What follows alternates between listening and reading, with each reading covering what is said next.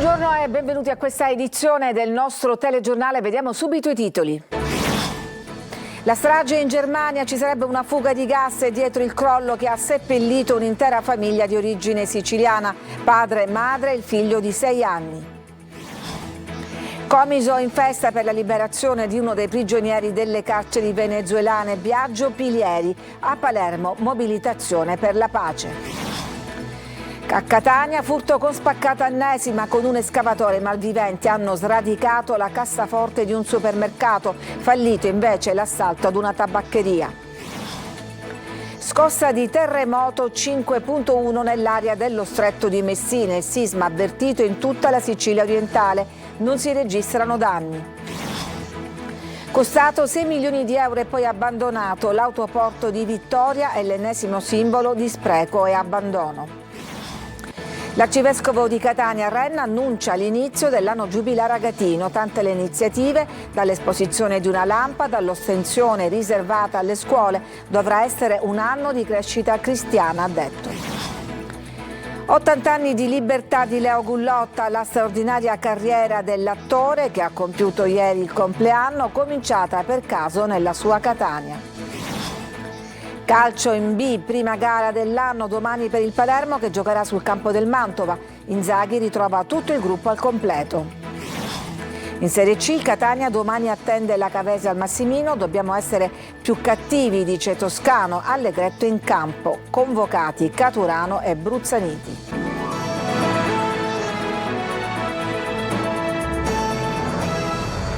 La strage in Germania, si attendono per lunedì le prime comunicazioni ufficiali da parte delle forze dell'ordine che indagano sulla tragedia che ha distrutto una famiglia di origine siciliana giovedì mattina dopo l'esplosione della loro abitazione. Al momento si propende per la fuga di gas. Laura Spanò.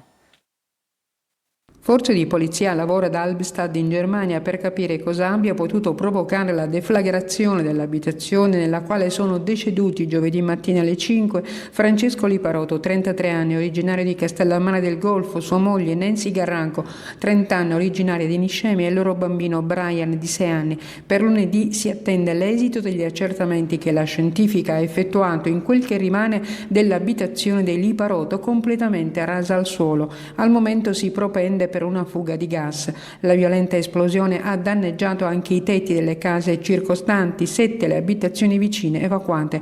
Il comandante dei pompieri, Thomas Duran, che ha guidato le operazioni di soccorso, ha detto che all'inizio c'era ancora la speranza di trovare qualcuno in vita. Sul posto per ore hanno lavorato più di 210 soccorritori. L'edificio è stato demolito a mano dato che potevano esserci persone ancora in vita. Purtroppo, nonostante l'impegno dei soccorritori, non c'è stato più nulla da fare per la famiglia Liparotto. Una raccolta fondi promossa dagli abitanti di Albstadt a favore delle vittime ha permesso di raccogliere oltre 60.000 euro. Il denaro sarà utilizzato anche per finanziare il funerale della famiglia. Al momento non si sa però se i corpi saranno trasferiti a Castellammare del Golfo, città che si è stretta attorno ai familiari delle vittime con una veglia di preghiera nella parrocchia di San Paolo della Croce. Comiso festeggia la liberazione di Biagio Pilieri, politico e giornalista è stato detenuto nelle carceri di Caracas. A Palermo intanto mobilitazione per la pace. Veronica Barbarino. A Comiso la comunità venezuelana festeggia. Con sollievo e sentimento di speranza accoglie la liberazione di Biagio Pilieri, politico e giornalista compaesano, detenuto per un anno nelle carceri di Caracas. Pilieri, che negli ultimi anni aveva denunciato censura e repressione dell'informazione in Venezuela ed è leader del partito Convergenza, era stato accusato di terrorismo e tradimento alla patria. La sua scarcerazione, avvenuta insieme a quella di altri prigionieri politici, è vista come un segnale positivo dalla comunità venezuelana di Comiso, che considera l'intervento americano una risposta a un grido di aiuto. Non c'è stata un'altra maniera di fermare a questa dittatura che non sia l'intervenzione militare che c'è stato il 3 gennaio. E quindi ora passiamo alla fase della transizione, che non penso che ci vorrà molto, per ovviamente riacquistare la tranquillità, la serenità, la stabilità che veramente tutti ci meritiamo. E mentre a Comiso si festeggia, a Palermo si chiede pace e disarmo. In Piazza Verdi in tantissimi protestano contro l'aggressione al Venezuela da parte del governo statunitense e manifestano solidarietà ai popoli oppressi. I partecipanti hanno condannato l'uso della guerra come strumento di risoluzione dei conflitti tra stati, definendola una palese violazione del diritto internazionale, e hanno criticato l'atteggiamento del governo Meloni, accusato di aver avallato un atto di pirateria internazionale. Torniamo a Catania con la cronaca, furto con spaccata ennesima. I malviventi hanno preso di mira un supermercato. Tonino De Mano.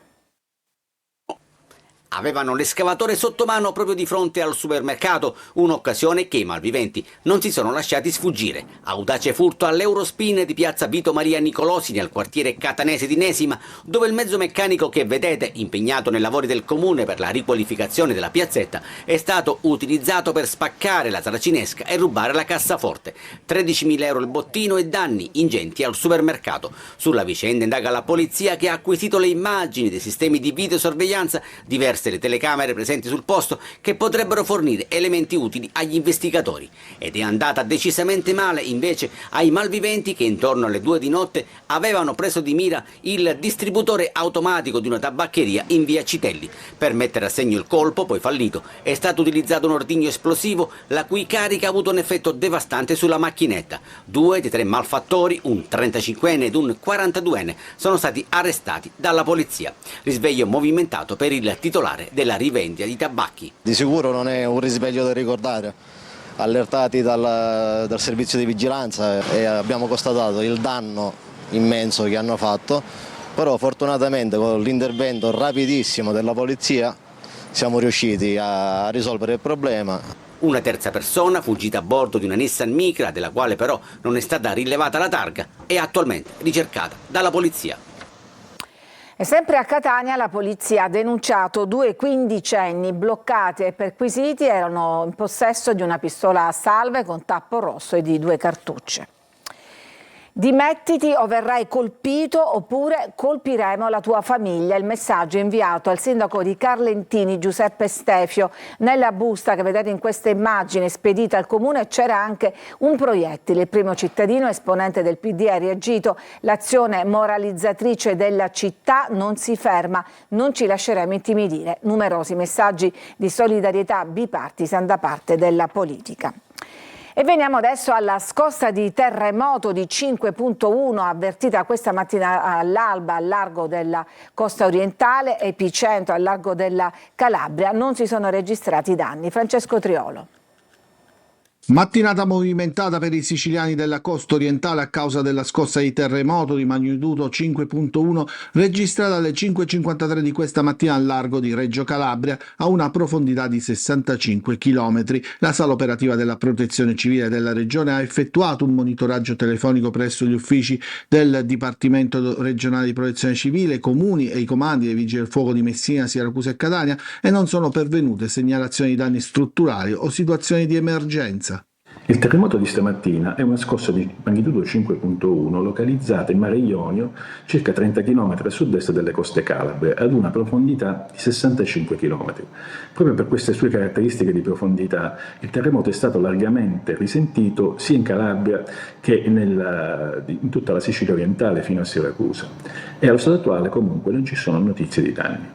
Molta paura ma nessun danno, quindi, con la scossa che si è avvertita anche a Siracusa, Catania e soprattutto a Messina, dove il terremoto è stato percepito anche nelle abitazioni ai piani bassi. A Messina non ci sono segnalazioni di feriti o danni a cose, ha detto l'assessore alla protezione civile Massimo Minutoli, impegnato più sull'allerta legata al vento che da stanotte sferza lo stretto. Doveva essere il cuore della logistica siciliana, costato 6 milioni di euro. L'autoporto di Vittoria è l'ennesimo simbolo di spreco. Gerri Italia. La provinciale 68 attraversa serre e campagne, poi la svolta sulla 91, dopo poche centinaia di metri il colpo d'occhio è desolante. L'autoporto di Vittoria, inaugurato nel 2016, costato 6 milioni di euro, mai realmente operativo. Oggi è solo silenzio, ruggine e degrado. Le immagini raccontano più di qualsiasi parola: asfalto spaccato, erbacce che crescono sulle corsie d'accesso, recinzioni divelte, porte e finestre sparite, sanitari distrutti, cavi di rame rubati, tombini aperti, un'opera pubblica ridotta a un guscio vuoto, saccheggiata Stato, pezzo dopo pezzo. Eppure siamo in una posizione strategica, accanto all'aeroporto di Comiso, a pochi chilometri dal mercato ortofrutticolo di Vittoria, secondo in Italia, e a 50 chilometri dal porto di Pozzallo. Qui doveva nascere il nodo del trasporto intermodale, l'unico autoporto completato in Sicilia, ma mai utilizzato. Il posto è ormai diventato una discarica di rifiuti speciali. Tralasciando il dato del solito spreco di denaro pubblico, la cosa che più ci preoccupa è che appunto si è aperto un varco dove poter scaricare con i camion rifiuti speciali. Ci sono guaine, amianti, tra l'altro hanno dato fuoco un mese fa circa, nessuno ha visto niente. Le promesse però non sono mai mancate, sopralluoghi nel 2023, annunci regionali, finanziamenti promessi nel 2020 e nel 2021, ma sul campo non è cambiato nulla, il tempo passa e le strutture crollano. È necessario affidare all'Agenzia di gestione delle strutture per l'intermodalità anche l'autoporto di Vittoria, che entri in questo livello di programmazione, perché il comune non ha risorse. L'autoporto di Vittoria doveva creare lavoro, sviluppo e futuro. Oggi racconta altro, una politica che inaugura, promette e poi scompare.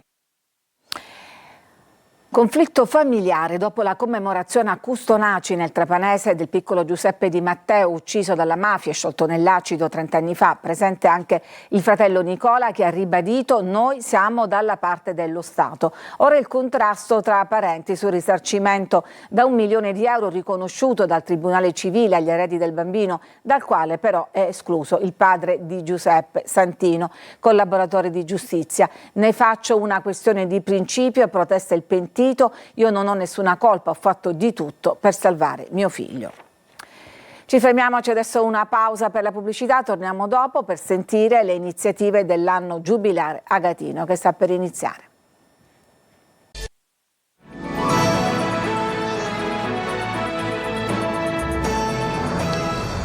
Inizia l'anno giubilare agatino, sentiamo gli auspici dell'arcivescovo di Catania, Monsignor Renna, che presenta anche tutte le iniziative in programma. L'intervista di Adelaide Barbagallo. Eccellenza, si apre l'anno giubilare agatino, con quale spirito, quali sono le iniziative? E si apre con lo spirito che è in continuità con il giubileo da poco terminato, quello della speranza, sui passi di Sant'Agata per dare ragione della nostra speranza. Sant'Agata ha tracciato una via di testimonianza, una via di fede. La nostra città ha bisogno di questa testimonianza. Di fronte ad episodi di violenza noi dobbiamo opporre episodi invece di fraternità, episodi che costruiscono la socialità e non la distruggono. La mattina dell'11 di gennaio, festa del battesimo del Signore, in ogni parrocchia sarà accesa la lampada che arderà per tutto l'anno, generalmente di fronte a un'immagine di Sant'Agata. Tutta la diocesi godrà, possiamo dire, della visita delle reliquie di Sant'Agata, che in questo periodo, dopo la festa e poi fino al mese di agosto, gireranno in tutta la diocesi per incontrare la comunità. Ci sarà un'ostensione speciale del busto reliquiario nei giorni 9, 10 e 11 di febbraio per i ragazzi delle nostre scuole di ogni ordine e grado di tutta la diocesi. È un anno dal quale ci aspettiamo molto, non in termini di manifestazioni, ma in termini di salto di qualità della nostra vita cristiana, morale, sociale. Leo Gullotta festeggia 80 anni, la carriera, le origini catanesi e il legame con la città nel servizio di Emanuela Corsi. Ben trovata Catania! Attore, doppiatore, comico e imitatore, Leo Gullotta spegne le 80 candeline. 80 anni di libertà, sottolinea il maestro, come la nostra meravigliosa Costituzione. Sì, ho festeggiato i miei 80 anni, è bello poterlo dire. Li ho festeggiati nel modo più semplice, ma più autentici. 80 è il segnale che ho vissuto nel mio paese, 80 anni di libertà. Una straordinaria carriera lunga 65 anni, cominciata per caso nella sua Catania. Mi sento una persona fortunata, partito da Futtino a Catania, quartiere mio di nascita, amato a tutt'oggi, amato, ricordato, perché chi nasce in un quartiere popolare la vita, no, gli si presenta prima. Ho cercato di essere, come mi ha insegnato il mio grande amico, commediografo, ma meraviglioso giornalista come Pippo Fava, mi ha insegnato a battersi per la libertà, per i diritti, per le cose giuste, per il cancro che abbiamo e non soltanto nella nostra terra, la mafia. Attore comico e drammatico, apprezzato da pubblico e critica, è stato diretto da Ricky Tognazzi, Carlo Vanzina, Nanni Loi, Giuseppe Tornatore. Che dici? Ma analfabeta, sogno. Pure tu? Sì. È stato premiato con il Nastro d'Argento e il David di Donatello. Per 20 anni nella compagnia del bagaglino con i suoi personaggi è stato uno dei protagonisti assoluti del piccolo schermo. Io sono la mia come si fa la fiction! E allora, tanti auguri Leo. Viva la vita, buona vita! Alle 14.30 su Telecol e domani alle 14 su Antenna Sicilia torna Il Punto, l'approfondimento condotto da Luca Ciliberti che ci ha raggiunto qua in studio per raccontarci di cosa vi occuperete oggi. Grazie Lorena. Allora, oggi parleremo di due argomenti diciamo che fanno arrabbiare per due motivi diversi i siciliani. Uno è certamente la sanità, un altro scandalo, questa volta sollevato dalla Corte dei Conti, 10 punti con i quali la Corte dei Conti contesta diciamo delle attività non corrette alla Regione siciliana, prima tra tutti l'utilizzo delle medicine di intramenia, le prestazioni di intramenia, che sono quelle che noi paghiamo diciamo, agli ospedali. Quindi parleremo di questo. Poi parleremo dell'Etna. L'Etna con i divieti, l'Etna con diciamo, tutto quello che abbiamo visto in questi giorni, il caos generato da una cima, da una quota diciamo, sommitale irraggiungibile per causa delle guide. Quindi parleremo di Etna, parleremo di sanità, parleremo insomma, di politica, perché tutto poi ci riporta là, con tanti ospiti. Tra questi ci sarà il presidente del Parco dell'Etna, ci saranno 2 parlamentari regionali della Commissione Sanità, insomma tanti ospiti e ovviamente poi le interviste che hanno curato Simona Mazzone, ci sarà Antonio Condorelli, insomma tutto lo staff al completo della nostra trasmissione. Della trasmissione che vi ricordo andrà in onda dopo il TG alle 14.30. Noi intanto ci fermiamo, c'è una pausa e poi torniamo con la pagina sportiva.